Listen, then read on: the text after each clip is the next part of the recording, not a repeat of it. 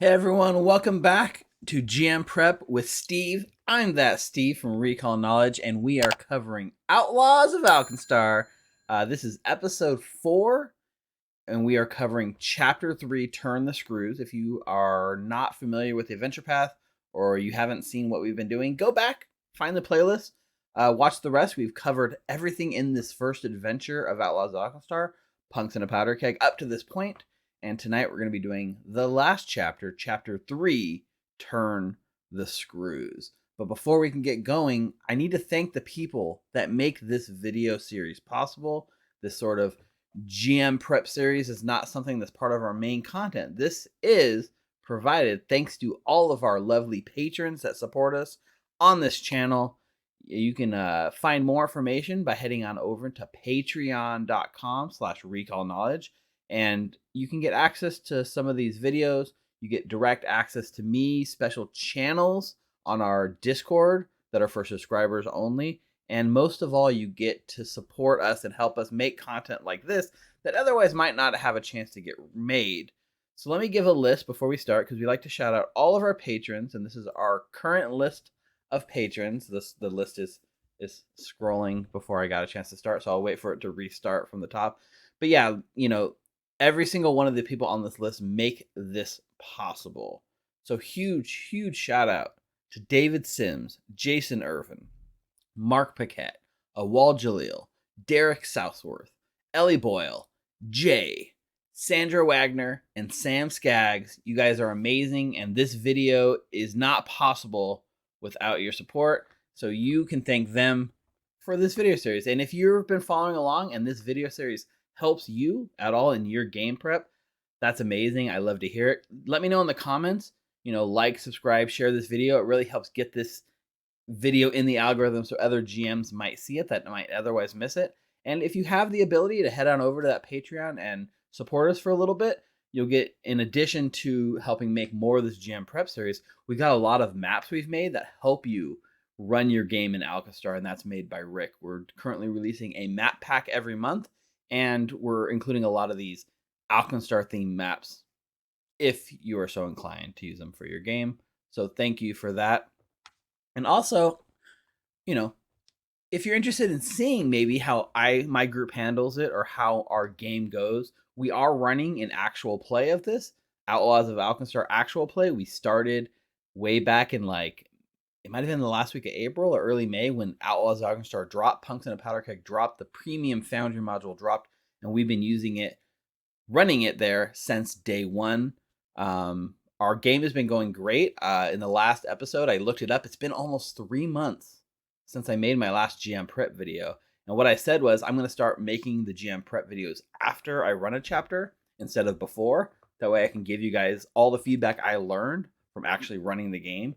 Well, we finished chapter 3 of book 1, so I finally got around to making this video, except for life got in the way and I haven't been able to record the last few weeks. So in actuality, we're further along than that. We've actually finished not only chapter 3 of book 1, we also finished chapter 1 of book 2. What that means for you is you should be getting some really cool GM prep content coming faster down the pipeline, because that means not only do I have this video to record, I also have the book 2 overview GM prep video to record. And now I'm ready to do GM prep chapter 1 video of book 2. So you'll be getting a lot more GM prep content coming, and hopefully that pace stays pretty steady so we're not stuck at about 3 months between episodes. So head on over. It's on the same channel, youtube.com/recallknowledge, and there's a playlist, and you can get all of those videos. The entirety of Punks in a Powderkeg is there for you guys to kind of absorb and just see how another group does it. And when I was running things, when I was starting to get my feet wet in the sort of GM space, I really wanted to watch how other people did it first, so I felt more prepared going into it. And if you feel the same way, check out that actual play, and it's a good example of what you could expect with your players. In addition to that, we have a Discord channel. You can find it linked down below in the video description. If you're in Twitch chat, I'm putting it in there right now. This Discord lets you connect with us and the cast and other people who are running this game in a more intimate way. We have people asking questions, sharing maps, sharing resources, just asking advice on running this game, and it's a great way and a good resource for you to take advantage of. All right, let's get rolling. Without further ado, let's talk about Chapter 3, Turn the Screws. So let's recap the story to this point. The PCs have been turned into outlaws. They've been recruited by Phoebe Dunsmith, who hires them to rob a bank owned by Ambrose Muglin. They rob the bank. Haha, I've got you in my clutches. Now you work for me because you've broken the law and I can put you in jail. P.S. I secretly work for the Alkenstar CIA. Congratulations, you are now conscripted by the government to be my Black Ops agent. Oh, by the way, there's a man I need you to take care of. His name is Vashon Gattleby. He invented something called Pyronite. It's very dangerous. Please retrieve him and bring him back to my bar. They go retrieve Vashon Gattleby. They escort him across the city. Bang, bang, gunfights ensue. Gattleby forces them on a detour to a dangerous mission at a brewery to retrieve a wedding ring that he got returned to him by the person who spurned his love all those years ago. The PCs are probably a little annoyed at him. Most groups end up annoyed at him by this point. Vashon's safely escorted back to the Barrel and Bullet. And Phoebe says, hey, you know that weird gang that ambushed you on the bridge? We don't understand how they fit into this political schemes. These Powderkeg Punks, they're not motivated enough to do this for political reasons. They're not even on our radar. Why are they there? Who hired them? Can you find out for us? We need to close this. We need to tie this loose end before we know Vashon's safe, because we need to make sure Pyronite's safe. Sure, you say. And that's where Chapter 3 picks up. So, two big key NPCs / factions you need to know about. First up, the person who's actually pulling the strings behind all of this is Shoma Lyzerius. He is a let me pull up his artwork here. Shoma Lyzerius.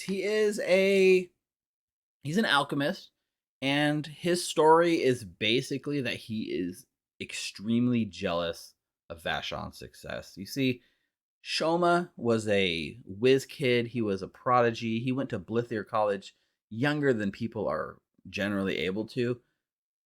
And he had a chip on his shoulder and a lot to prove. It blows up in his face literally when he burns down a laboratory trying to make a really high powerful explosive, drops out of school, becomes a nobody, starts funneling these explosives that he's got an inclination to make to the criminal element of Alkenstar. He has no qualms with supplying them, and they have no qualms with paying him, so he makes a comfortable living supplying the black market with alchemical explosives and things that, generally are probably not safe for Alkenstar.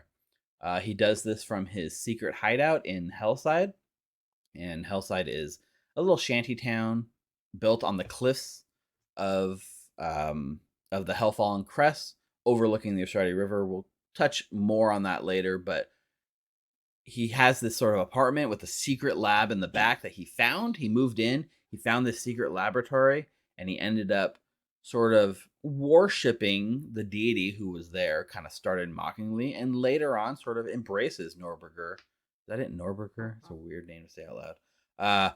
And eventually becomes quite successful the way he does. But as is true with most things in Alkenstar, he can't let go that desire to believe that somebody else might be better than him, that he is not the best at what he does. So when Vashon Gattleby does his Pyronite demonstration, which seems to be a crux of this whole story, that moment where Vashon's doing his demonstration, all these NPCs, all these key moments kind of come out from that moment and spread out. So it really is an important moment, and Shoma is there, and he watches the demonstration, and Gattleby's explosion is so amazing, he can't believe that somebody would be better than him at making explosives, because that's his specialty. So Shoma goes to the library, finds his old research notes from when he was a student there, and learns, Vashon Gattleby checked out his notes. So, of course, Vashon must have stolen his formula. There's no other explanation, right? So Shoma goes and says, I want to take care of Vashon. He does a deal with a devil, sort of. He does a sort of fiendish ritual, summons an Agash, and says, go destroy Gattleby's laboratory at Blithir. Well, it goes and destroys Gattleby's laboratory, but it's a different Professor Gattleby, not Vashon Gattleby. It's somebody else. That Agash comes back and says, I did what you asked, and Shoma's like, no, you didn't. And there's a sort of disagreement between the two. So Shoma at that point still doesn't have Vashon in his hands. So he does what any self-respecting person would do. He pays a bunch of gangsters to abduct said alchemist and bring him to his doorstep. Now, the problem being, at this point, Shoma's pretty tapped out on cash and can't really afford a proper gang like the Gilded Gunners, perhaps the most expensive mercenary force you can buy. He has to settle for someone who will accept payment in explosives directly. Enter the Powderkeg Punks, one of his best customers, I imagine, up to this point. These Powderkeg Punks are like, yeah, no problem. We'll grab this guy for you, and you can pay us in alchemist fire, aka Lyzerium. And guess what? When we get him for you, you give us first dibs on the Pyronite. Great. Sounds like a deal.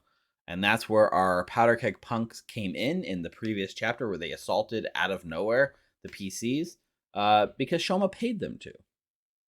And if you're thinking, hey, wait, that doesn't really seem like it relates to the story as a whole. Isn't this sort of just a random red herring?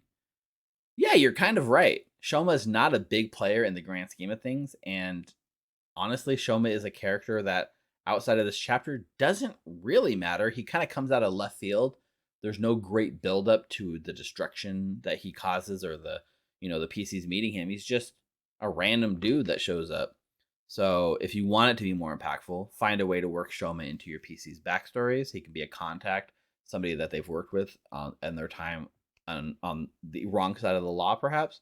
Or maybe they've heard of him at Blithir College. If any of your PCs are connected to Blithir, Shoma's like a sort of tall tale, like, oh, don't burn out like Shoma, right? Like things that they would tell their students. But generally speaking, he doesn't matter in the grand scheme of things. His real kind of point is to come out of left field, do something crazy, and he drops some exposition at the end of the book that carries you in to the future. The only thing I will say is he does make a reappearance in book 3, but his reappearance is more of a cameo. And if he's not there, and if he's dead, you can just replace him with a different character, a different NPC. It doesn't matter.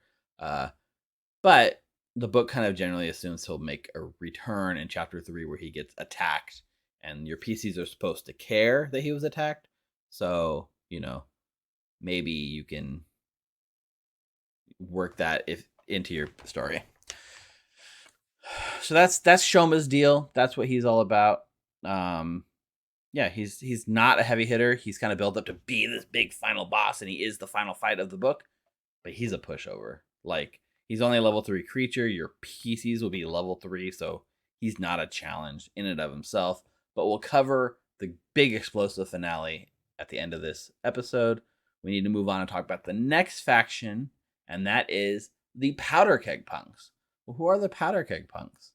Well, I can tell you who their leader is. Their leader is this Glaz Bricks, Blaster Nix Bricks. Let me move my head over so you can see him a little bit. It's this cool, like, monkey goblin dude, and he's got a suit of clockwork armor because he's an inventor, and he's got a giant machine gun mounted to his shoulder. Very cool imagery. He looks awesome, but, why do your PCs care? Well, the Powderkeg Punks were kind of a fun addition in the last chapter.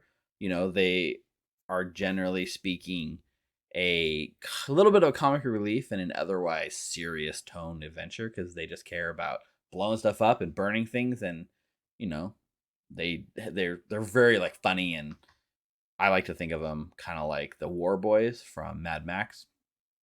But the Powderkeg Punks, they are a group of misfits. They're the lowest tier gangs. They don't really want to hurt people. directly. They don't care if they hurt people. They just want to blow stuff up and watch it burn and watch the world burn. Very chaotic, very sort of, um, in it for the thrill, right? So at the end of the last chapter, the Powderkeg Punks assaulted the PCs. They will learn about the Powderkeg Punks because of that. And this sort of chapter involves them unraveling the mystery of who the punks are and trying to track down maybe where their headquarters are. So,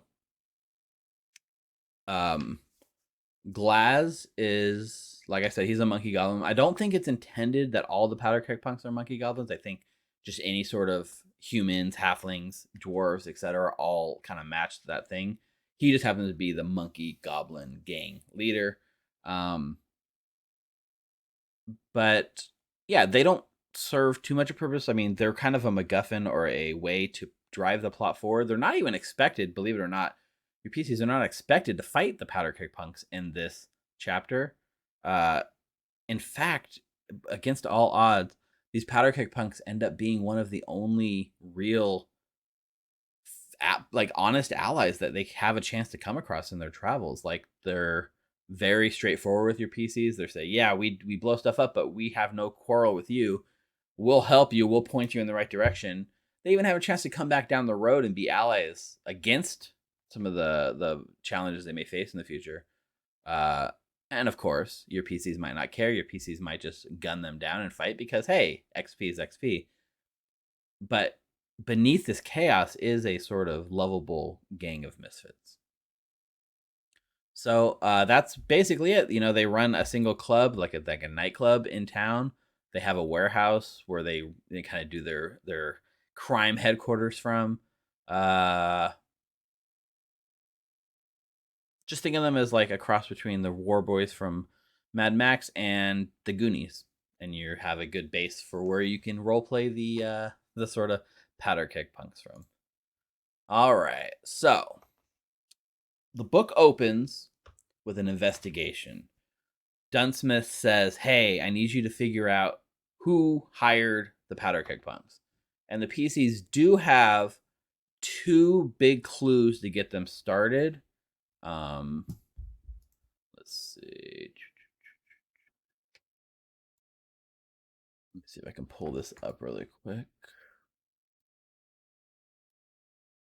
Switch over here. So a lot of my, like, I've upgraded to Foundry 10 since this, and I haven't re-imported the Venture because I didn't want to lose all the stuff we had changed on the scenes. So my Foundry 9 from Powderkeg Punks look a little weird sometimes. So let's stick with, though, just ignore that if it looks weird. You can always re-import the adventure. So we need to talk about the that's run and gun. We're talking about turn the screws. So there's 2 pieces of information that the character should start with, right? There is a note. There's a note that basically says the back of the flyer. It's for the Longhorn Lounge, a club for rodeo champions, and all it says is last bell before sundown. So this clue will lead the PCs to the Longhorn Lounge. Well, let's talk about the Longhorn Lounge. So here in Alkenstar, this is this is what the city looks like, right? This is the Barrel and Bullet Saloon. Everything up to this point has taken place in this rough half of the city known as Smokeside. That includes the Ironside Quarter. That includes, Vashon Gattleby's Yeast of All Breweries over here. Gattleby's house is over here. The Barrel and Bullet Saloon's over here. Everything has been isolated to this the Smokeside area of Alkenstar. This is the first time the PCs go to what we call Skyside, which is the other side of the river, which is the nice, upscale, let me rephrase that, nicer, more upscale, richer part of the city. And in fact, the Longhorn Lounge is dead set in the heart of the Capital District themselves, right outside of Grayson's Fingers, which is like the tallest towers, and the richest people in the whole city live there. In the Capital District, your PCs are going, basically into the belly of the beast, right? Let's remember, they are outlaws. They are wanted. The Shield Marshals have a huge presence here. Alkenstar Castle is right here next to the Capital District. They're still wanted. And if you look at the way this section is set up, there's like this bridge, which has a very heavy checkpoint. And this sort of checkpoint here leading into the Capital District, there's no way to get in or out of the Capital District without going through a sort of rank and file like check system where the guards are wanting you to state your business and see what you're up to, unless you're, rich. Feel free to play that up. This is the first time they are going to the rich part of town. The vibe should be different. The air should be cleaner. The streets are way more maintained. The buildings are a little cleaner. There's more shield marshals visible. A very much higher standard of living here versus Smokeside, which is full of people that basically work their finger to the bone all day long and stumble into the taverns at night for any sort of respite from that terrible like factory living. Feel free to rub it in the PC's faces. Just know that there's a divider that's not just because of status. It's also magic kind of functions here more normal than in Smokeside. Feel free to play that up. Play up that it's heavily fortified with all the shield marshals. Perfect. Key thing to know here about the Longhorn Lounge as a backstory: the flyer was on the Powderkeg Punks. It was given to them by Glaz, and Glaz is somebody who set up the deal with Shoma. Shoma hired Glaz as the leader of the Powderkeg Punks. They had to meet, right? Shoma is a man who thinks he deserves all the finer things in life. Now, he did forge his membership here to this rodeo lounge, the Longhorns Lounge, a long time ago, but he's stayed in good standing ever since. Back at his house, he has closets full of very nice, very expensive clothing, way more expensive than almost anything non-alchemical he owns. He does that because you're kind of expected to maintain a higher posh standard of living here. This is not the place where you stumble in off the streets with like terrible, dirty clothes. That would rub people the wrong way here. And your PCs will probably be dressed like that because they don't have an inclination to generally be wearing finer clothes, right? So Shoma, he tries to maintain this image. And when business needs to be done and he has an opportunity to do some good business with good criminals, this is where he would bring them as a guest to kind of show off. And most people that show up to these meetings know how to carry themselves. Not Glaz. Glaz was a monkey goblin. He's told to come in his finest clothes. His finest clothes is the only clothes he owns. This nice set of clockwork armor with a giant mounted machine gun. Glaz shows up, doesn't know how to conduct himself, doesn't really have any decorum, doesn't really care, to be honest. And it kind of hurts Shoma's standing. Now, the good thing to remember here is if you are one of these bodyguards or bouncers or waiters or waitress or rider or anyone at the Longhorn Lounge they might want to talk to, just realize somebody like Shoma coming in is going to definitely set off some alarm bells. People are going to remember and talk about that incident. So it's not going to be too hard for your PCs to find somebody there that can kind of fill them in on the gaps about this Shoma member and his sort of losing his standing. And at this point, your PCs don't know who Shoma is, right? He shouldn't be someone that they've heard or known theoretically. And if they have, they shouldn't have any reason to connect him to the dots, right? The goal here is basically to get into the lounge, to look at the member book, and to cross-reference anyone that might have been here that night, might have gotten thrown out. And this is where they learn Shoma's name. That's basically the key information they're trying to take away from the Longhorn Lounge is, learning his name. So, the way this plays out, first the PCs had to find a way to get in. It's a members-only club. They're not members. They shouldn't have a way in. So there's you can sneak in by like climbing in this top window, stealthing in. You can unlock a door and sneak in. If you're a dandy archetype, you can just know enough etiquette to get in. Or you can forge a membership path. That's always a way in. Impersonating an existing member if you know of one, if they scout one out. These are all ways for them to come up with. Let your PCs get clever with it. But there is a way that is basically earning membership, and that is they have an amateur night, a rodeo amateur night. Now, I know what you're thinking, right?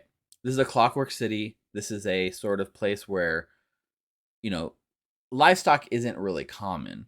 So wouldn't it be cool if it's like an alchemical or like not a clockwork bull that they have to ride? No, no, no. In this city, a clockwork bull would be mundane. It might be exotic to your players, but it's mundane to the setting.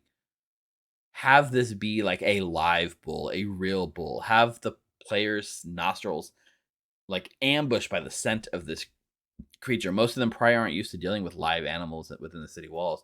Let this rare bull be a sort of status symbol. That's what rich people would do. They'd bring in something exotic like a bull, a live bull, to this place. And it makes it a little more dangerous too. It should be a culture shock. You should really play up how odd it is for a live bull to be found in a city like Alkenstar. If your PCs are able to win the rodeo competition, they are given like complimentary membership. So all fun ways to get in. And then once they're in, basically they have to make some friends and find a way to get a hold of the book. They get a little information. They say, "Oh yeah, I remember something crazy happened with this Powderkeg Punk people." It gives you, we should have met at the Widgetworks, which kind of unlocks a quest that points them at a new place called the Widgetworks, which they might not know where it is, but maybe they do.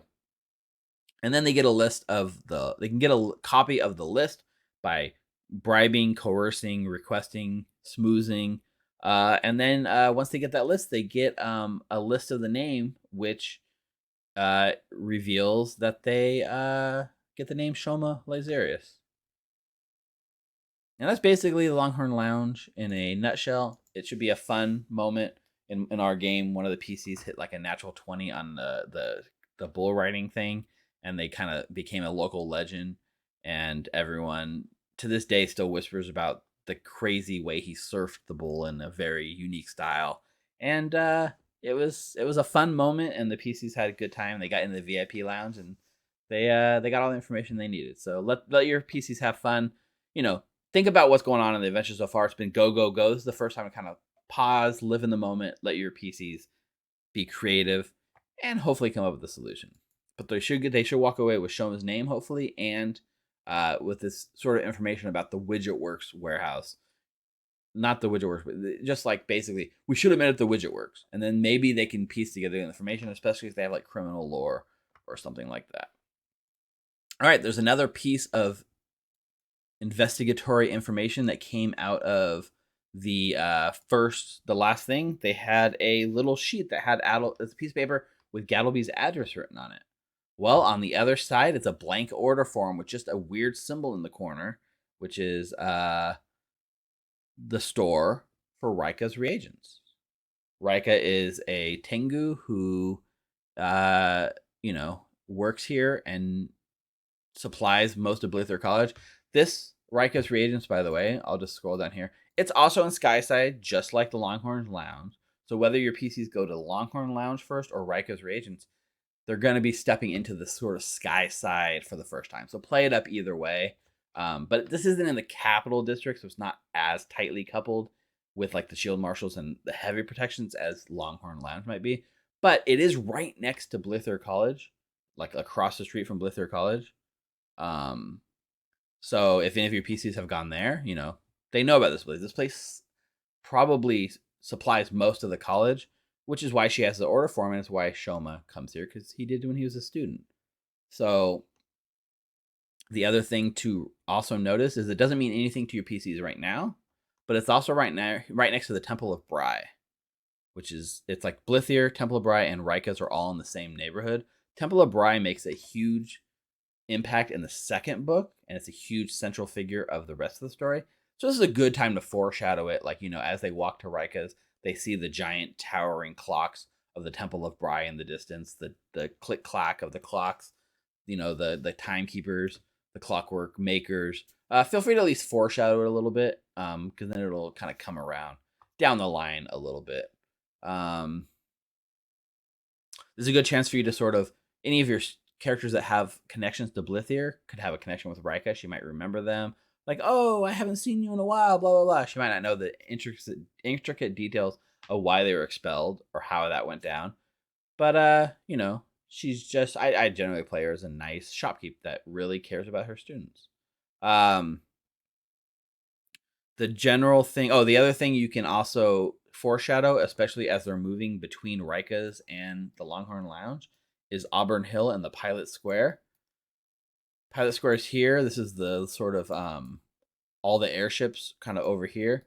Airships play a big part in book 2, so feel free to mention the airships. Kind of, they can see one taking off, docking, flying off across from the city. Just plant that seed. This is the second sort of foreshadowing of the airships. The first being in the junkyard in chapter 1, which was called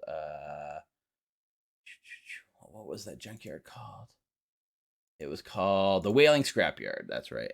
So in the Whaling Scrapyard, there was an airship. This is way to kind of reinforce that airship and set the tone and the theming for the adventure. But Ryka, if they come in with Shoma's name, then she's happy to help them with a little bit of a little bit of smoothing. She's got a list of all the orders. They can kind of flip through the book, find Shoma's order, and get his address on there. That'll lead them towards. No, wait, they don't get Shoma's address. What do they get from Ryka's? I forget. Let's see. They get a copy of the list. Oh, they get a copy of his order that says that the ingredients are good for making explosives, which might make them think about pyronite. And Gattleby can say, hey, this is a lot of the same things I used to make pyronite. Interesting. She remembers the Powderkeg Punks lighting a fire, etc., but it helps them to even if they don't have the name Shoma, if they show the entire member list from the Longhorn Lounge, she can recognize Shoma's name. So that's another way to go about it. It just depends on how your PCs go about it. Also, one of the things that happened in my game, the PCs, they had the handwriting sample on the pieces of paper, and they wanted to cross-reference the handwriting sample from the address and the last bell at sundown and look at all the order forms. And I had them roll, and they sat there for hours and hours and hours, and finally they found Shoma's name on one of the receipts, recognized all the explosive stuff, and were able to kind of advance the story that way. So you can play it fast and loose, just kind of understand the bigger picture and how each clue is supposed to point them somewhere else, and then you're ready to go. You'll be ready to sort of go with the flow, so to speak, with how your PCs go about it. So once they have both these clues, they should have they should know about the Hotfoot Hippodrome. So trying to remember how they get. So in my game, my PCs skipped the Hippodrome because they went straight. They made a really good recall knowledge check, and they knew where the Powderkeg Punks Widgetworks Warehouse was, and they were able to follow that down. I'm trying to remember how the Hotfoot Hippodrome would come into play. I don't actually remember. This is kind of embarrassing. I should have known. Let me look this up real quick.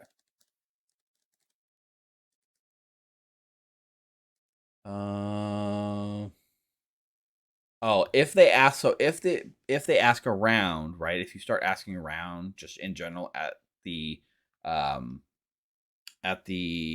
Barrel and Bullet or anything like that, you learn about a rumor that they kind of run the Hotfoot Hippodrome, which allows you to then investigate the Hotfoot Hippodrome. If you do this is a dance hall. It's a lot of music, and it's a club run by the Powderkeg Punks. It's a good chance to lean into that club vibe. This is different than any other setting that they've had so far. What is going on? Give me 1 second to fix this light.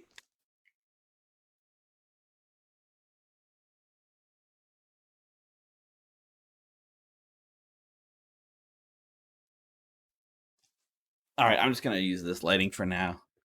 So it looks a little weird. I gotta figure out why my light is flashing. Anyways,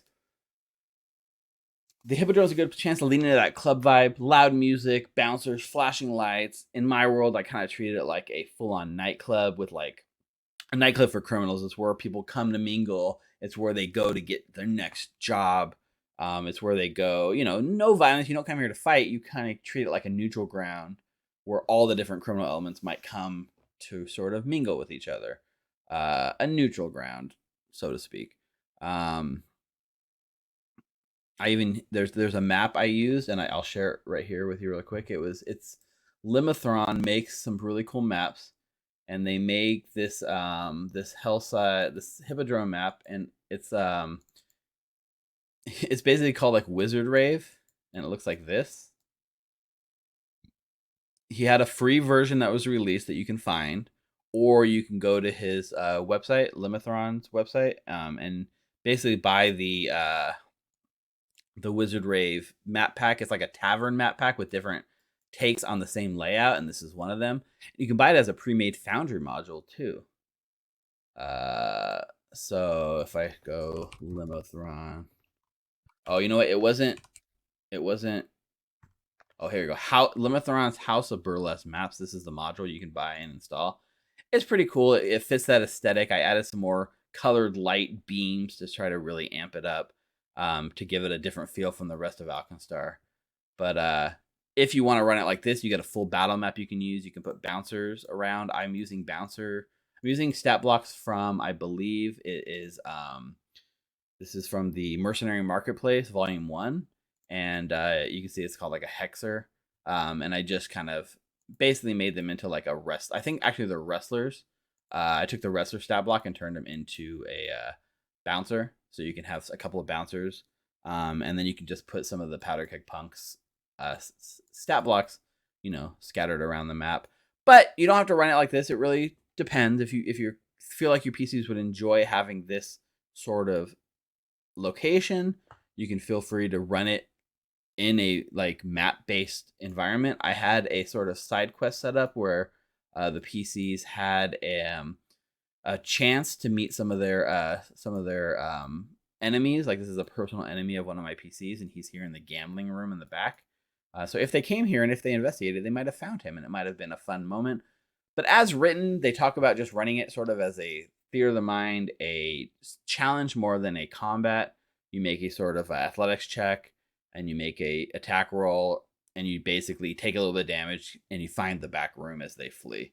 You should have a good handle on the pace for your PCs and what they really need in the moment, and just go with whatever feels best. Really, the only real info they get here is basically it's like basically a change of location where they mention, hey, we're moving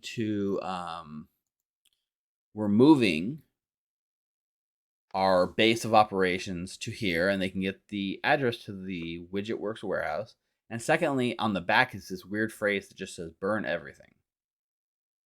Now, this might not be clear as written, and it left me scratching my head for a bit. Like, what does that have to do with anything? Like, burn everything? Is it a clue? Is it something the PCs? It's actually the password. So, basically, the password to get into the Widgetworks Warehouse is the phrase "burn everything." And so, if your PC show up, this person slides the door. Opal slides the door and says password. If they say burn everything, they're let in without question. That's just the sign that you're allowed into this warehouse. Nobody said the Powderkeg Punks were super bright. So just be aware that that's what the burn everything phrase really means in the module. But yeah, the Widgetworks Warehouse is kind of the end point where all investigations should lead. They should lead them to this warehouse. And this warehouse is basically where they're going to have a nice fight with the Powderkeg Punks. So, this is where they come face to face. Now, keep in mind, the Powderkeg Punks, as we talked about, they're not political schemers. They got no players in grand. They're not playing in grand political schemes of anything.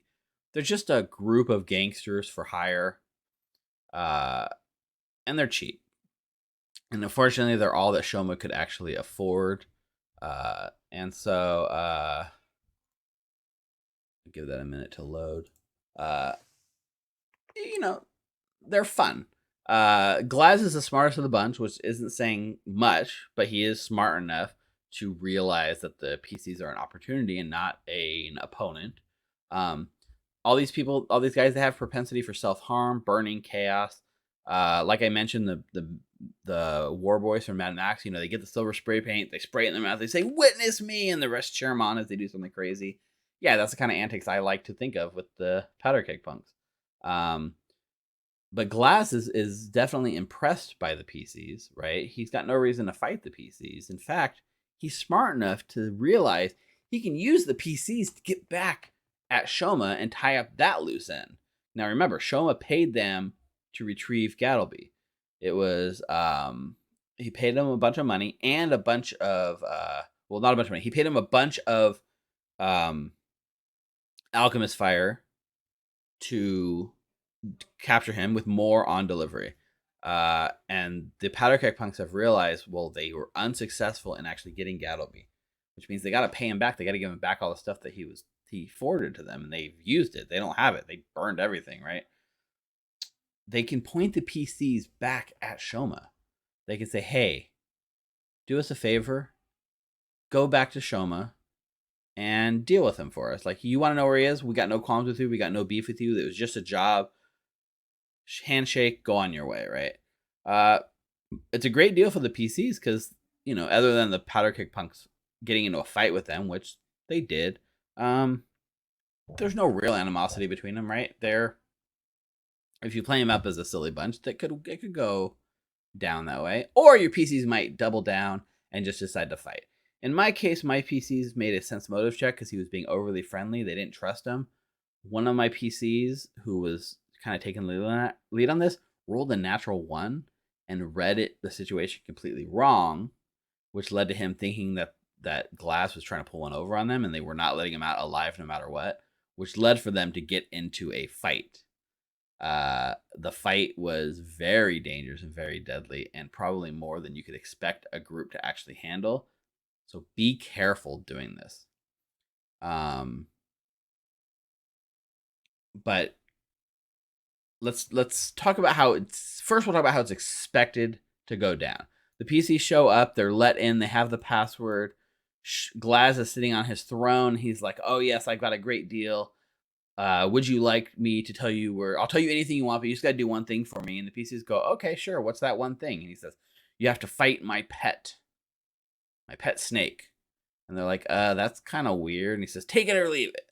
And the PCs say, "All right, we'll do it." He pulls his giant lever. And, oh, by the way, if you look at how the map is drawn, there's this giant grate right in the middle of the room. That's because you can actually tunnel your way in through the sewers, which harkens back to the sewer maps from earlier in the adventure. If you get the sewer maps from the knolls, the sludge spine knolls in the scrapyard, you could probably tunnel your way into the base. That's an option that is kind of mentioned that your PCs could possibly come up with. In this case, though, my player seeing the giant throne with a giant lever immediately thought this was like a Rancor pit from Star Wars, right? The grate was going to open, it was going to swallow them, a creature was going to fight them. They were not sure. Everyone was really nervous about standing on the grate. However, that's not what happens, right? The snake's over here in this other room. When he pulls the lever, the door opens, the snake joins the fight. So, the snake is named Bitey.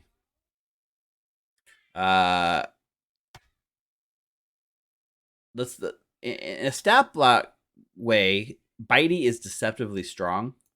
When I first saw Bitey, I was kind of underwhelmed. Okay, 22 AC, 80 hit points, no big deal, right? It has this flare hood action, which says like it does like an AOE sort of fear effect once, and then their PCs are immune for a minute, save or fail, so it's not gonna compound on itself, right? I just thought it would be like, oh, I'm gonna attack, and that's it. In practice, this creature was actually pretty hard. Remember, your PCs are level 3, so fighting one level 5 creature straight up is already like a pretty dangerous fight. It's like a moderate fight on its own. But what really makes this fight dangerous is the Cobra Venom, which I kind of just overlooked. If you get bit with the Fang Bite, you're going to make a save against the Cobra Venom. A DC 22 save for level 3 characters is very hard to make. Extremely hard. Your PCs are probably going to fail it. When they fail it, they're taking 1d8 poison damage. If they critically fail it, or if they continue to fail, it's going all the way to stage 2, which adds the drain condition, which compounds and makes the save even harder. That was already really hard. So the poison's probably going to run the course for the entirety of the 1 minute duration that the venom has, right? 6 rounds, 1 minute. That's a lot of damage, especially if you're playing a group without magical healing that can do like burst heals.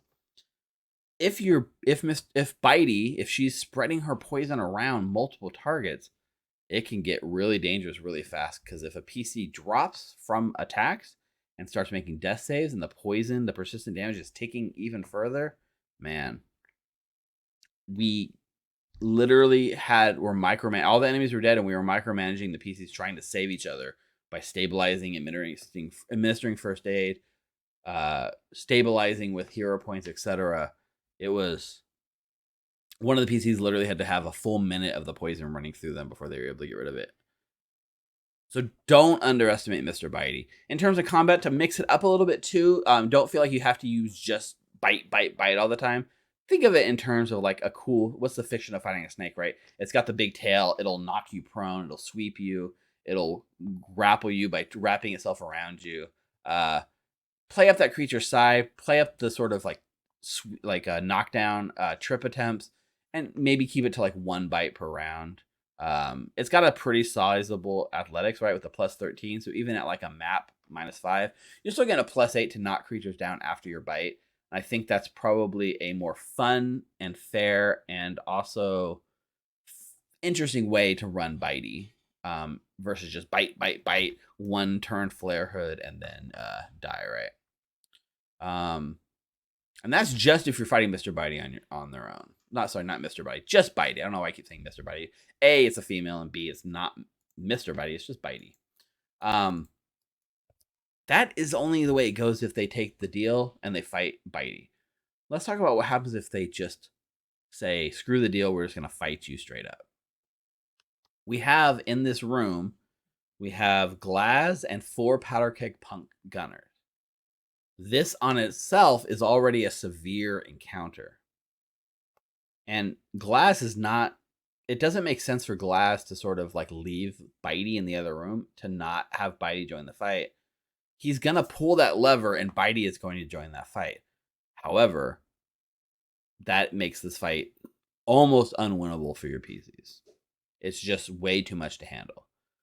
So in order to give them a little bit of a help, I suggest you sort of make it all happen in stages, right? Glaz pulls the lever, 1 interact action, uses up some of his action economy, pulls the lever, the door starts grinding open. On the second turn, the doors fly open. There's a hissing sound that comes from within. The PCs are now alerted to something about to join the fight. Roll initiative for Bitey at that round. Don't have Bitey join combat until round 3, which gives them a little bit of time to sort of stagger the enemies and make it a little more balanced. Otherwise, I don't know. It'd be very, very hard for you guys to get through this unscathed.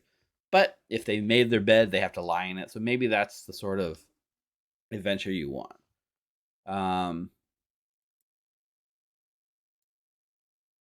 Let's talk stat blocks. The Powderkeg Punk gunners are nothing new. It's the same Powderkeg Punks that you've been running before. You know, they have an Alchemist Fire. They have the ability to like shoot through themselves to make you flat-footed. But let's talk about Glaz, because Glaz is a fun encounter. He's a fun stat block to put your PCs up against. He's an inventor. He's got clockwork armor.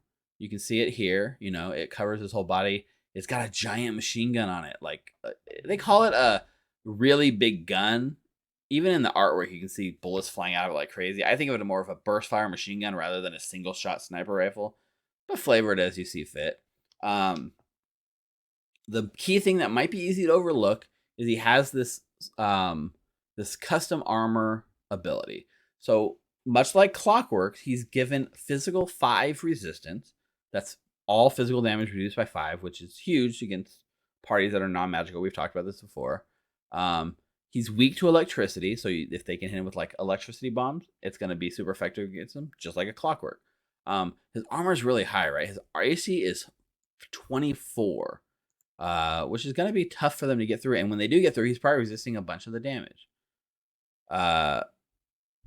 However, he has this trait buried way down below called custom armor, which says once he's reduced to half hit points, and he has 60, so he has to take 30 damage after all the resistances, or if he's hit with a single critical hit, his armor breaks. Once his armor breaks, his AC is reduced by 4, bringing him down to 20, which is a huge amount of AC to lose and makes him much more vulnerable. He loses his physical resistances, he can't use his really big gun anymore, and his knuckles, which we haven't really talked about, don't deal bleeding damage anymore. So he's a really big threat, but one lucky crit or enough focus fire on him breaks his armor. And I think that's a good point, especially if Bitey's in this kind of chaotic fight. This is a point where Glaz chooses like self-preservation and skedaddles. Luckily, he has this ability called Escape Route. 3 actions, and he can use 4 move actions: climb, leap, stand, step, or stride. This means Glaz is fast enough and nimble enough. He's probably going to be able to get away from most of your PCs. Now, he does have a 20-foot walk speed, but a 30-foot climb speed. So allow him to use that climbing, hanging, going around the room at full speed because he's faster on climb than he is on foot. But even on with a 20-foot 4 dash, if he makes it clear and he runs, he's running 80 feet per round, he's going to outrun most people in your party. And that's what I think it recommends. Let's see what it says. It says recommend like once he gets like below like 10 health or something like that, he'll run. Let me see. If you reduce to fewer than 20 points, he leaps away, and then if you reduce to 5, he surrenders. I feel like breaking the armor is probably the trigger more than the 20 hit point threshold. If his armor breaks, get him out of there. Unless the dramatic tension of the moment calls for him to make a stand. Other than that, he's got this cool gun. Notice it takes 2 actions. It's not as clear in Foundry as it's written on the stat block, but it takes 2 actions to use. It's a plus 12 strike. It has the volley 30 trait, which means if you're within 30 feet of him, you take a -2 penalty. And the range is 60, so he really is hitting between 30 and 60 feet. That's the sweet spot, which in this tight quarters makes it harder to hit, right? 30 feet, he's got to kind of position himself a little bit from the catwalks to do it, but it's doable. If it hits, it's a lot of damage because it's 2d12. So I'll just roll the damage just to see, right? If I roll here, well, that was low damage. 7, really? Really? It's actually not, he has no bonuses at it. So, it's enough damage to take about like half of the damage from your PCs, I guess. Really, when you crit is when it gets really freaky, right? Because you get the extra d12, and now you're dealing like 33 damage on a crit, right? If you crit, one of your PCs are going down. But it takes 2 actions. It also has a reload trait, but the way it reloads is that the armor reloads it automatically. He can't use it.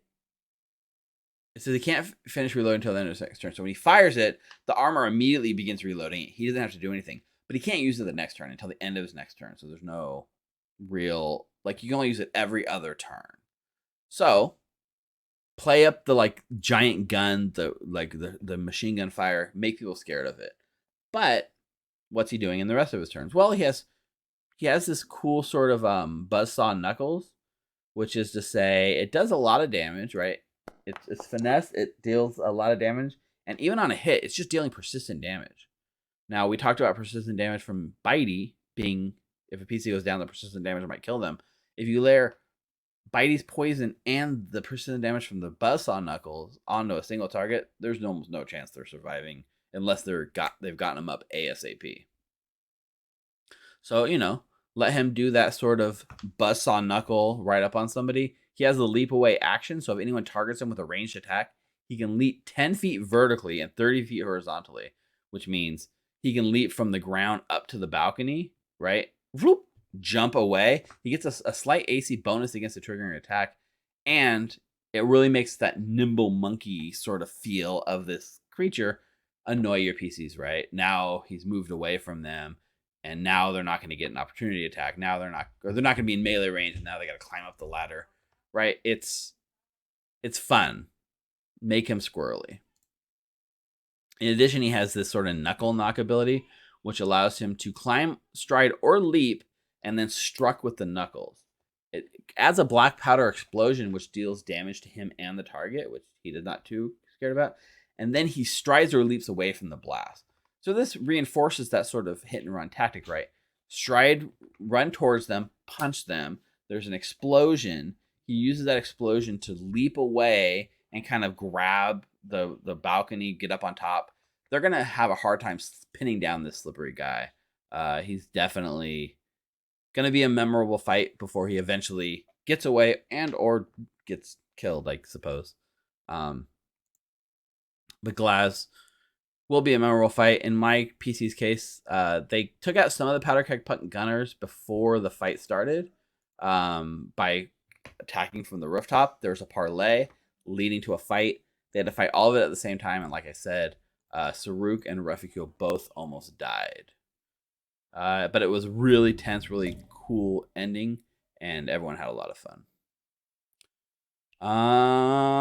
So that's the end of that, and then basically from here, there's a crate with a delivery from Shoma to Glaz, and it was full of Alchemist Fire, which are already taken. It's full of Bottled Lightning, which they're like, we don't use this because it doesn't burn.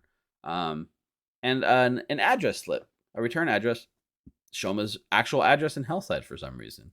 So whether they get the crate from Glaz and are directed towards him after beating Bitey, or they kill everyone and find the crate, they have what they came after, Shoma's address, and the final lead to figuring out why he hired the Powderkeg Punks in the first place.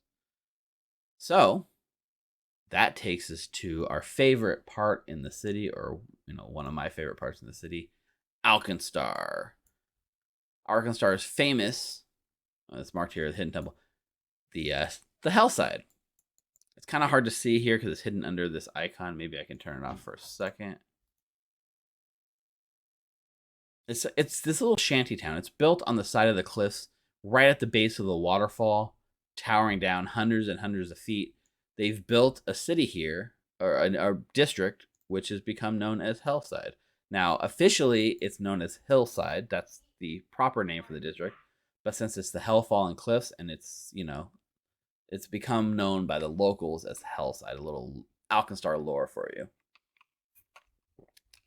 So they go to Hellside. They're interested in finding Shoma. They have the address. This is where things kind of take a weird turn. We get to have another chase, and the chase is like we did earlier with the Powderkeg Punks. There's a chase through the city.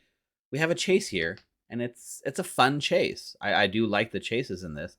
The motivation for the chase is a little questionable. It's this Agash div creature summoned by Shoma named Gatesh, who is also looking for Shoma, the one I mentioned before, because he sacked the wrong lab and he doesn't like that Shoma's not honoring his deals. For some reason, he doesn't know where Shoma lives, so he's looking for him in Hellside. Either way, this creature reads the PC's minds or hears them overhears them talking about Shoma as they're looking around for him. So it will start tailing them, leading to an attack and a chase. So this is a resource we have on our Patreon. So I know I plugged the Patreon earlier. If you go check the Patreon, you'll see we have this this image for you to use. It's the chase scene. It's a fun way to run this. It has of course it's loading really slow right now. Why it loads, I'll just tell you, right? The chase happens as the PCs are shuffling through Hellside. Hellside is a shantytown. It's built vertically in the Hellfallen Cliffs. The platforms are 10 feet wide, maybe. It's very close to the cliffs. There's not a lot of depth to it, but there's a lot of verticality to it. So the only map they give us is a vertical map and not a overhead horizontal map. And it is going to be really random for this fiend to show up because they have no context for why he's here. They don't know that Shoma summoned him or made a deal with him. It's just this weird eyeball creature that seems to come out of nowhere. And it is a little bit out of nowhere, but it is good to know that this also is a little bit of foreshadowing, because in book 2, there's more of these sort of eyeball creatures that are in use by Mugland and the Gilded Gunners. So apparently summoning these eyeball div creatures are all the rage in Alkenstar. Don't know why, but it's baked into the story. But they're going to be doing this chase through the Hellfallen Cliffs, the Hellside, through the crowds, through construction, and even though this is a weird sort of city, the whole point of Hellside is it's built on the cliffs. The boats come into the Australia River. They're at the base of this 300-foot waterfall. There's this mechanism they built called the screw, which is like a hydraulic lift that can literally lift boats up the waterfall and take them down the waterfall so they can facilitate commerce along the river.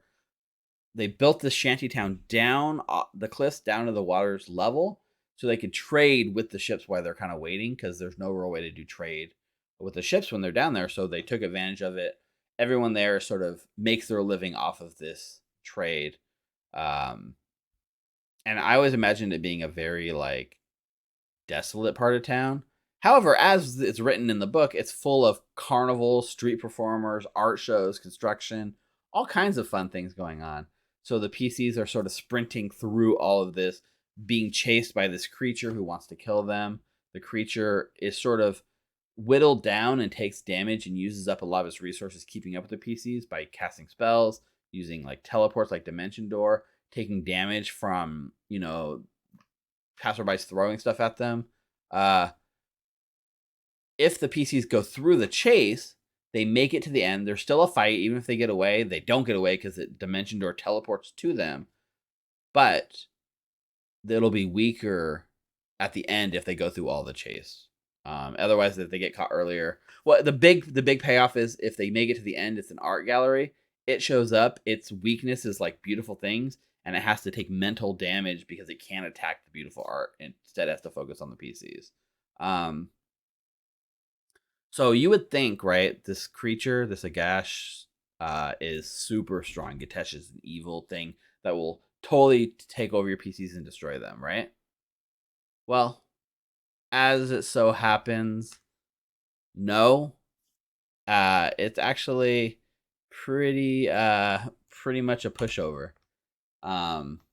Gatesh, I mean, it's listed as a moderate fight, but he's a level 4 creature, and your PCs are level 3 by this point, and it's just not a hard fight. Even at full resources, it's not a hard fight. I almost feel like it was intended to have the elite tag, so you can always throw it on there. It's also mentioned you can throw in some shield marshals patrolling the area to make it more intense.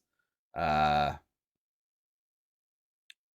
lot of groups I've heard, including mine, they don't even try to run. It doesn't feel like there's a reason to. They just stand their ground and fight the creature.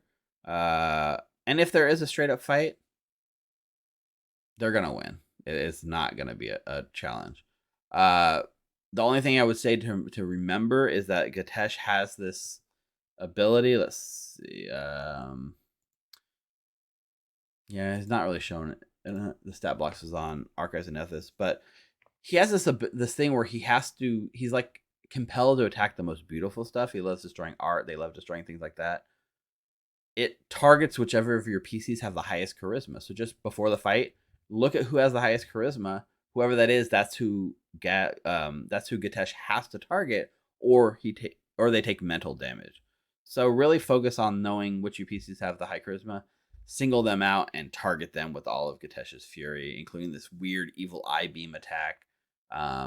He has a sandstorm ability that can kind of kick up storm and make it hard to see. Although, oddly, the sandstorm ability doesn't seem to cause any sort of visibility concerns, which kind of surprised me. Either way, this is just a stepping stone to foreshadow book 2, and it gets them to the end, which is the Hidden Temple. And I am sorry that for some reason my founder instance tonight is lagging out. I don't know if Amazon's having some issues tonight with the slowdown or what's going on. We do have 2 maps for this on our Patreon. And that is that will maybe I can pull those up. On our Patreon, there's 2 maps. We have the Hellside side view map, which allows you to sort of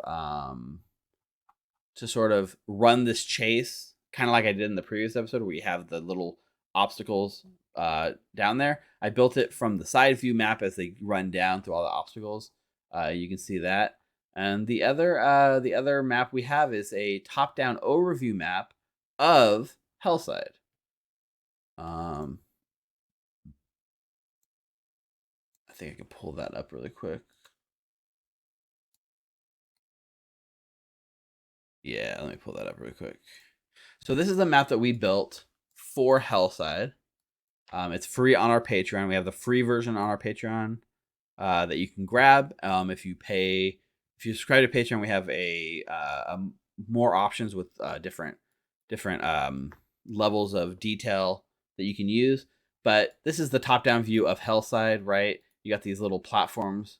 You have these little connecting platforms, and the fight's intended to take place right here. This is intended to be an art exhibit, so if they make it to the end, the fight can take place right here on the art exhibit, which will allow them to get the advantage. I think Rick, who made this map, there's like secret details. Like every one of these things is actually a different cast member from the show, which is kind of a fun little Easter egg. But yeah, check this out on our Patreon. Like I said, it's free, but if you subscribe, you can get more versions of this map. There is no battle map for Hellside in the map, so you would probably or in the book, so you probably have to run it Theater of the Mind, or give the PCs give your players a little bit of a visual representation of what's going on. But all this is only there to lead us to the final dungeon of the book, which is known as the Hidden Temple. Whew. So, the Hidden Temple is basically Shoma's apartment. Like I said before, he has an apartment, and there is a secret passage at the back of his apartment that leads into this hidden temple that he didn't create it. He just found it and kind of took it over. So when the PCs come in, he's got this dirty, dusty bedroom, this sort of sad living area, totally abandoned. The PCs might not think much of it because, it's not anything too special. But if they push their way, they get to the back where there's a hidden door that delves deeper into the temple. So it's a pretty standard dungeon crawl. One of the first like proper dungeons, I guess, compared to like maybe doing the brewery or something like that earlier. But it does fit the flavor of Shoma. So in the first room, they're fighting against Clockwork. Let's see. They're called what are they called? They're Clockwork Handlers. Just like back in the bank. The first session, the first enemies they fought were these Clockwork Handlers. And back then they were probably really hard for your PCs to overcome. They were fighting like 1 or 2 at a time. They were probably not dealing a lot of damage through the armor. They probably didn't know how to deal with Clockworks yet.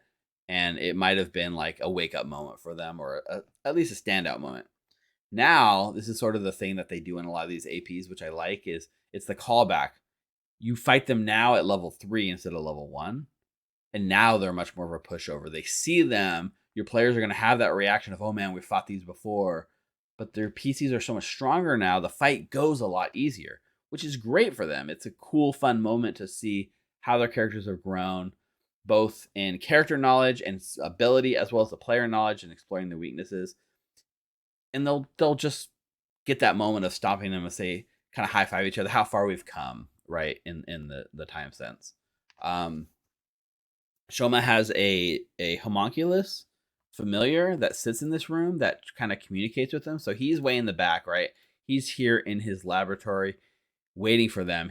There's no way that he doesn't know they're coming, because this homunculus is going to telepathically communicate, the homunculus will fly back to this room and sort of try to trigger a trap. The trap sort of locks the door, traps anyone in here who has to make a really tough save against a poison effect, or they kind of get knocked unconscious. If the homunculus is in the room with them while they set off the trap, the homunculus is going to basically deal a lot of damage. Because the homunculus is they're sleeping, he's in there getting massive crits, they're in trouble. But if any of your PCs don't fall asleep, or are able to get the door open, the homunculus goes down so fast that the homunculus is laughably not a threat in the least. But combined with the trap, it's kind of a fun mini encounter, and kind of shows where like Shoma is, right? He's smart, he's an inventor, he's gonna have traps. Gattleby had traps at his house, and it sets the tone for other inventors down the road. They're probably gonna have traps at their house, which they will find out in book 2, but it fits that theme at least.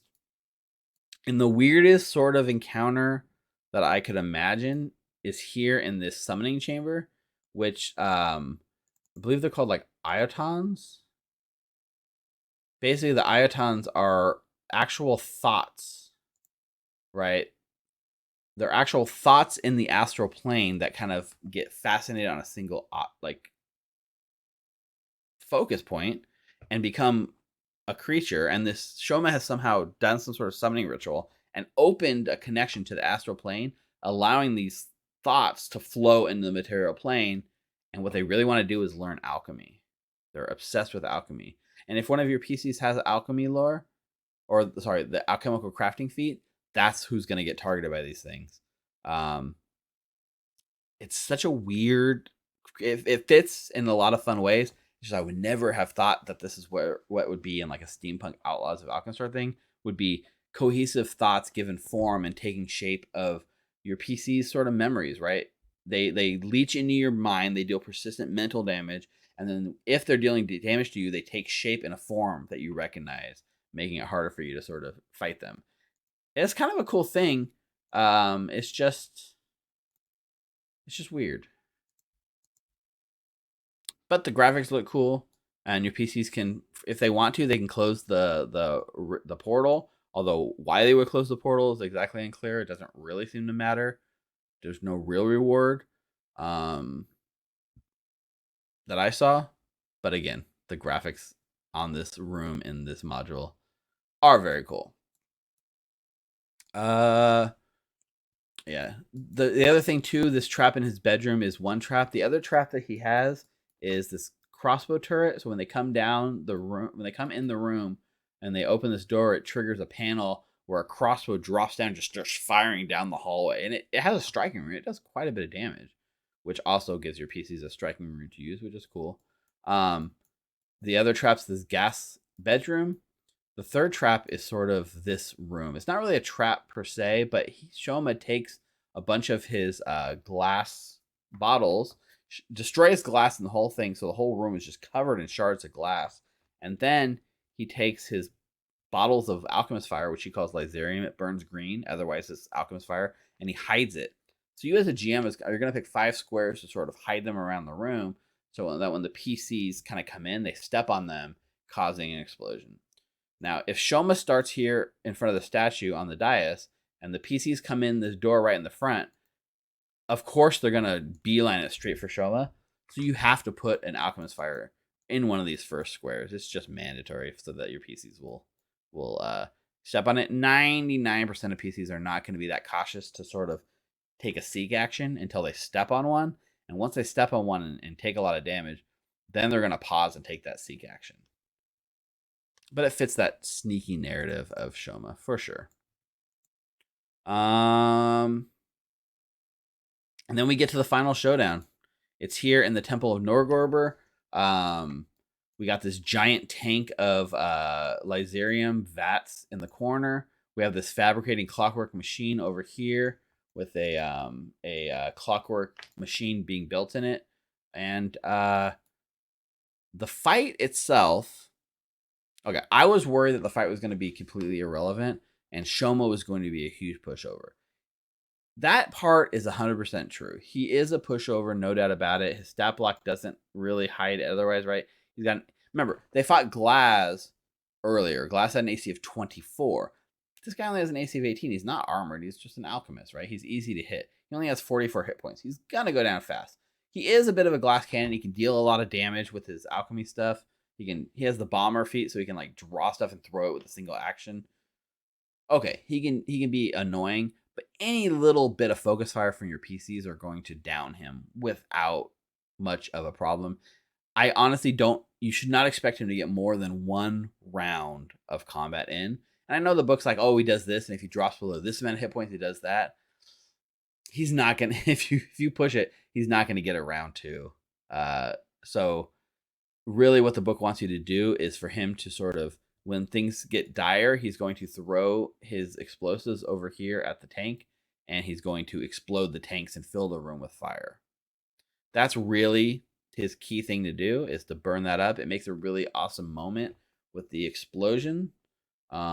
It also is, let me show this one real quick. If I go here, you can see the cover, right? See the explosion right there?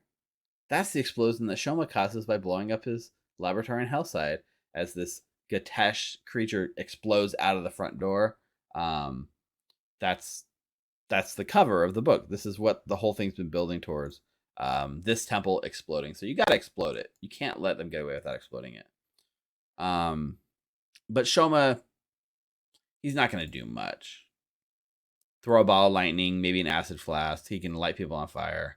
But deceptively, what is gonna be the hard hitter, the most damaging element, is this clockwork creature. It's a level 4 creature.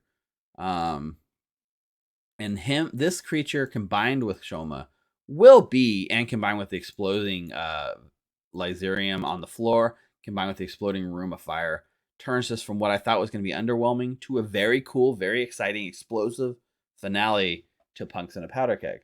So one really important thing to point out is, if you were to look at the Clockwork Fabricator and Foundry and you open the stat block, you're going to see all of these sort of attacks: Buzzsaw Blade, Crushing Vice, Sledgehammer, Pneumatic Chisel, Arm, Nail Gun, Towing Anchor.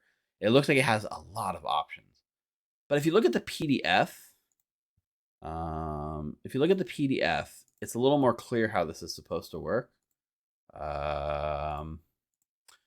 It has, all these abilities, yes, but then it says a fabricator has any 2 of the following types of arms. Buzzsaw Blade, this.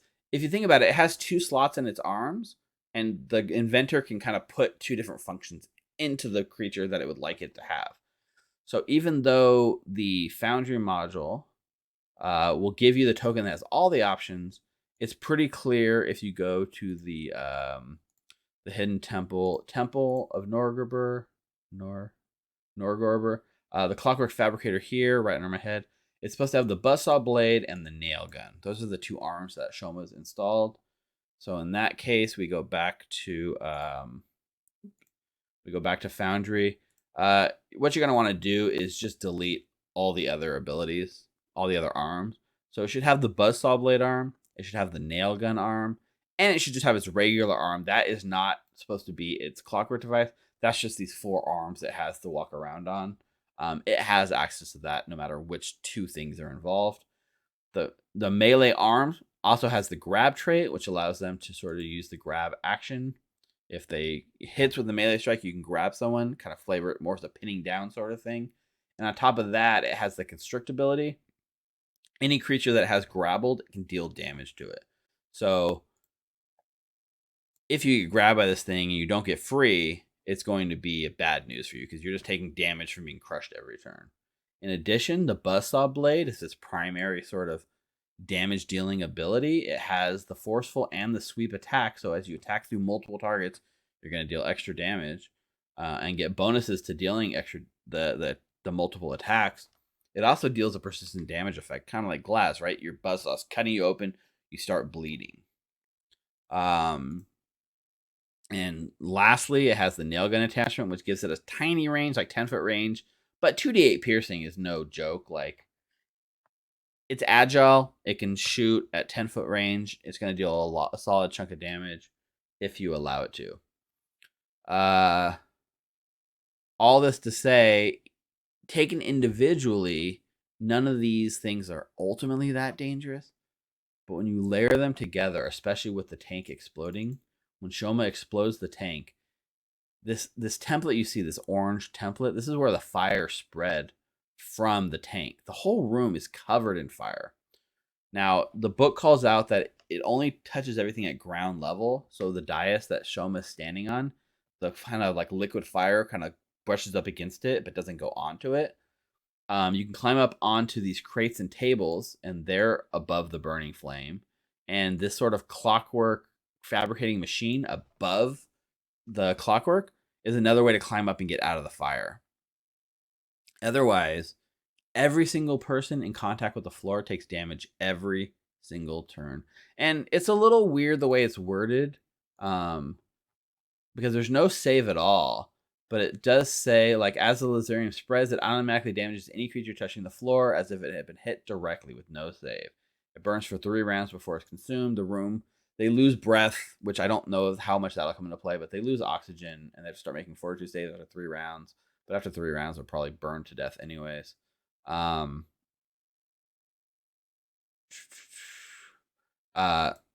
let's think about this, right? You have this clockwork fabricator is slicing through people, dealing persistent damage.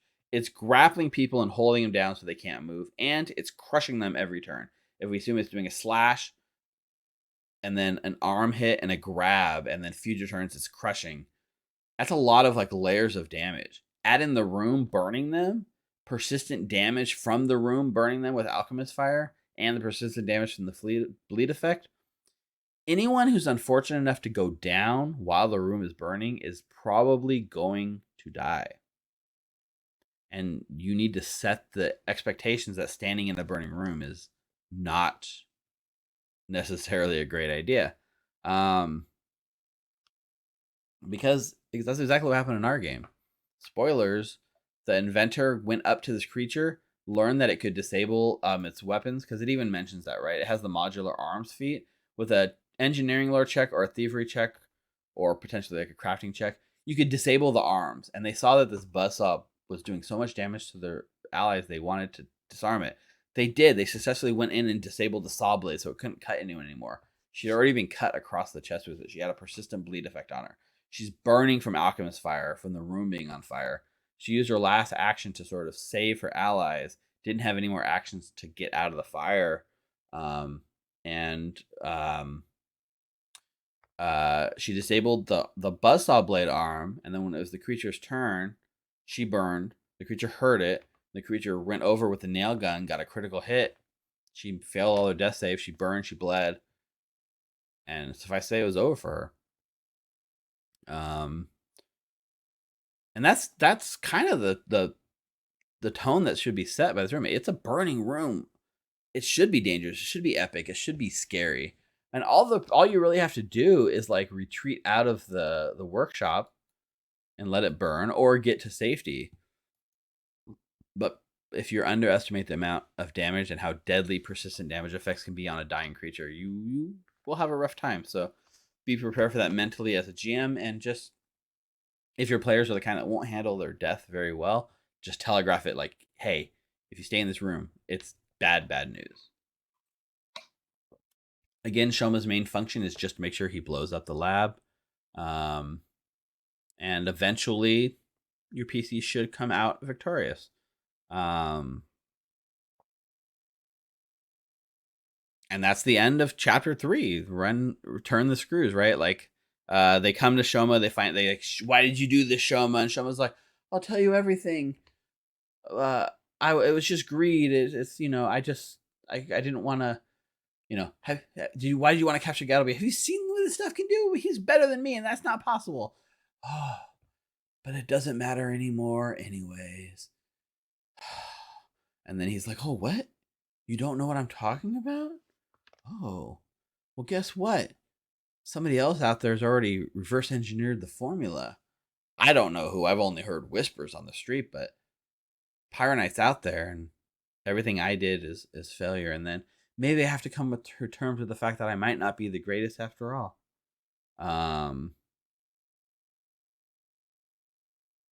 that's it. Like the whole side quest was to get Shoma to shake him up. Your PCs get hurt, killed, even. All for naught. All for him to just say like, I just want a Gattleby for personal vendetta. And by the way, somebody else already created a Power Knight out there. Good luck.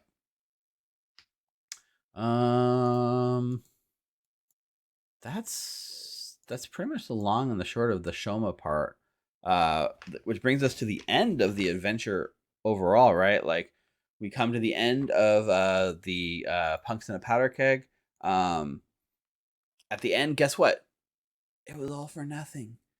The mysterious inventors already reverse engineered this formula, and it won't be long before it gets out in the street. This is sort of like, thank you for saving us, Mario, but the princess is in another castle, right? It can be frustrating for the PC characters. It can be frustrating for the players as well. It sets up book 2 very well, don't get me wrong. It's a little bit of a downer for the end of an adventure, and if you run this as like a self-contained thing, it would feel a little unfulfilling, I guess. So really just be there to sort of like play up the like hopelessness of it all. They've definitely earned some downtime at this point. Give them like a week or two before the next book starts to sort of recuperate from this mechanical downtime. That is like, it doesn't have to take very long, but just take a story beat here, let them breathe before they get going, because once they start moving then book 2 is going to be moving pretty fast. I think the hardest part to caution and to be wary of here is we need a way to make Phoebe Dunsmith likable. So as written, Phoebe is forcing them, kind of tricking them all into working for her, whether or not they did it willingly or they're just outlaws and this was only a chance. She's kind of lording over the fact that she kind of owns them now, and then they have to do her bidding. But if she's completely unlikable, it's really hard for the PCs to go forward without tons of animosity in the relationship there. So here's my suggestion and how I'm kind of running it is make her be as forced into doing this as the PCs are, right? She works for Trieta Rashia, which is the Duchess of Alkenstar. She's as trapped as the PCs, right? Like I like to say that like she's basically ready to hang up her spurs. She's ready to retire and just live the good life, but she's not able to retire because, the Duchess is saying, hey, this is too important. We need this done. So this is kind of her last job, her last hurrah. If she can just get through this final job, even though she doesn't really want to, she really recognizes the importance of it. She wants to retire too. She wants out as much as the PCs do. Don't necessarily come out and say that, but hint at it, right? She's got frustration. They can hear her arguing behind closed doors with other people, venting her frustrations. To the PC, she should always try to be calm, collected, in control, not let them push her buttons. But behind the scenes, especially with some kind of sense motive checks, if your PCs are very intuitive, they might recognize something else is going on. I had her like saying, okay, great. At the end of this book, you guys are going to be free. We've wrapped up everything we're going to do. The Power Knight's safe. We're good. At the end of the adventure, when it turns out Power Knight's not safe, she has to kind of come back to the PCs and tell them, look, I hate to do this, but we're not done here. And she's as upset as the PCs because she was celebrating her retirement as much as theirs. This is a good way to sort of humanize her, give her a little bit of depth, and make her likable in a way that maybe won't make her too much animosity between her and the PCs. But maybe your PCs like that. Maybe you want the animosity. Maybe you really want her to be unlikable and unredeemable and just sort of like I'm blanking, the Suicide Squad lady who like was completely unlikable no matter what. Wow, I'm blanking on her name, but she could play like that role if you want her to. But this is really a good story beat for you to reveal that Dunsmith wants out just as much as the PCs. But with that, we've reached the end of book 2. We've reached the end of book 1. We've completed. You've given your PCs a great adventure. Hopefully, at this point, you feel like you're ready to run it. You should be ready for any curveballs your group might throw at you. You've built a good sort of foundation. And I hope at least you guys at home have learned a little something from this adventure path. I hope you're enjoying the GM Prep series. I hope GMs find this information useful. Let me know in the comments. Anyone who's live on Twitch chat with me right now, you feel free to shout out any questions that you might have about the adventure path, but where I do my clothing. Maggard is saying Harley Quinn. No, I'm not thinking of Harley Quinn. I'm thinking of the boss, right? She's the one who put together the whole Suicide Squad that forced them all into it. Let me see. Amanda Waller is her name. Sorry. Amanda Waller. And she is just completely unlikable, and nobody likes her. Nobody in the Suicide Squad likes her. No one in the party or anyone that works for her likes her. Even in the show Peacemaker, which was actually really good, the people there like don't like her. In the second Suicide Squad, they even hit her over the head and knock her out to get things done. I always imagined Phoebe kind of like Amanda Waller from Suicide Squad, but I feel like she needs a little bit more of a likable side, which is why I went with this sort of approach with her. In my personal home game, because it's been, I haven't been able to record this episode in so long, I need to do a book 2 overview episode, which is coming soon. In the meantime, my group has actually finished chapter 1 of book 2. Like I said before, that means I got 2 more episodes in the pipeline coming. It won't be 3 months between episodes again because I got the content rolling through. So if you guys are at home and you're also about to run Cradle of Quartz, and I know a lot of people have already leveled way past this. If you ran it from the start, we're going slow. Feel free to send me your Cradle of Quartz questions and I'll address them during the next few videos I'm going to do. Doesn't look like we have any immediate Twitch chat questions regarding any of the Outlaws of Alkenstar, Punks, and Powderkeg stuff. But yeah, my next GM Prep episode should be coming in the next week or two, and it's going to cover book 2 overview, and then I'll start going through each chapter one by one again, just like that. Again, Patreon, you make this possible. Head on over to patreon.com/recallknowledge. That really funds us being able to make episodes like this in GM Prep and not rely, this is kind of thing that doesn't really happen as part of our normal actual plays, but it's stuff that the community benefits from, and our patrons allow me to take the time to do this. So awesome. Thanks to all our Patreons for that. We did have a question come in from Maggard. So what are the must-have modules with the latest releases of Foundry VTT and Pathfinder for Foundry? So the cool thing is, I don't think there's anything that's needed. The basically you can the video. I do have a couple of videos that cover what modules I use, but you know what? It's actually very outdated. You're right. It's focused on Foundry version 9. I need to do an updated one, and it's been a while. We haven't done a lot of the Foundry specific videos in a while. Maybe I should put that on my short active to-do list. I'll share with the ones that I'm using right now. I have 77 active modules. It's a little bit of a misnomer a little bit deceptive because about half of them are Rollsmith dice sets, which are not actual modules. It's just dice for Dice So Nice. But the top 3 that I think you really should consider, Token Action HUD is 100% my favorite, which is anytime you hover over a token, you get this sort of strike bar at the top, which gives me quick access to all the strikes, skills, rolls, etc. As a player, this might not be as necessary because you can just bring up your character sheet and have it all there, or have your hotbars. But as a GM juggling a bunch of monsters, it's so easy to be able to click this monster, come here, and click a strike just like that. Token Action HUD saves me so much time in the workflow.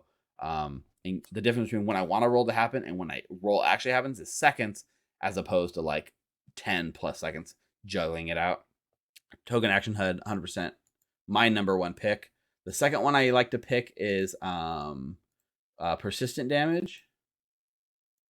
So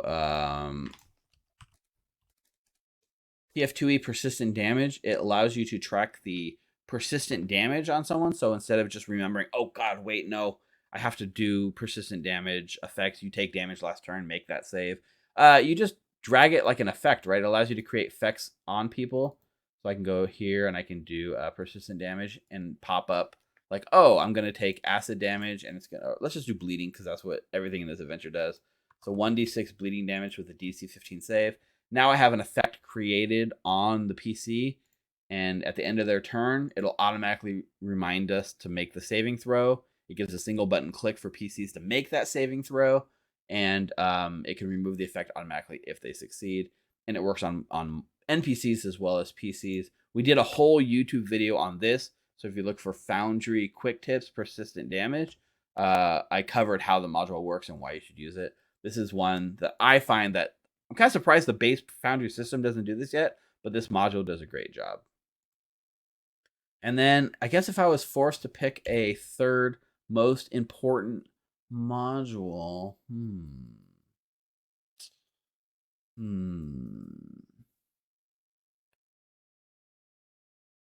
I think I'm not using a lot. There's not a lot I'm using to do game flow because Foundry as a base system does so much.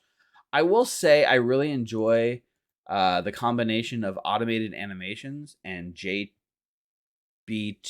or is it J2BA? God.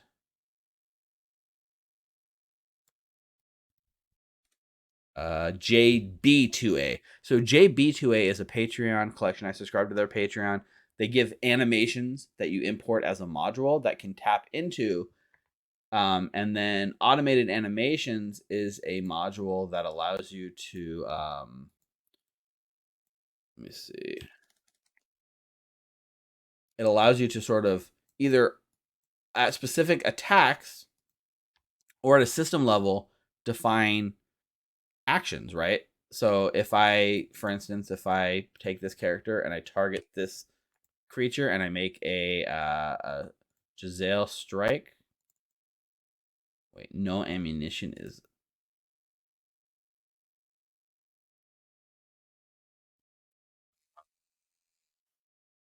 Well, let me pull the other gunslinger because I know the ammunition is set. If I take this gunslinger and I target that creature and I make a dueling pistol strike, see, you get the sound effects from the critical strike pops up. You can see the gunshot goes from this token to that token automatically. It plays special effects. I didn't have to program any of that because Automated Animations has a config file you can use, which is this PF2 animation macros. I imported that list, and now all the spells, all the equipment, everything has these cool built-in animated effects on the map ready to go. It's the same reason why adding a bleed effect added these floating blood droplets on Anita. It's all done just by this automated animation. That's easily, it's not required to help the game flow, but it really adds the immersion level, and it's something that Foundry allows you to do that's really cool. I love those. So that would be my top 3 must-have modules. PF2E persistent damage, token action HUD, and automated animations in combination with JB2A animations and basically combined with the PF2E animations module combined makes 3 modules into one must-have. And yeah, Dice So Nice, obviously, because I got like half of my modules, like 30 different dice sets going. Dice So Nice is, of course, everyone should have Dice So Nice. It's really cool.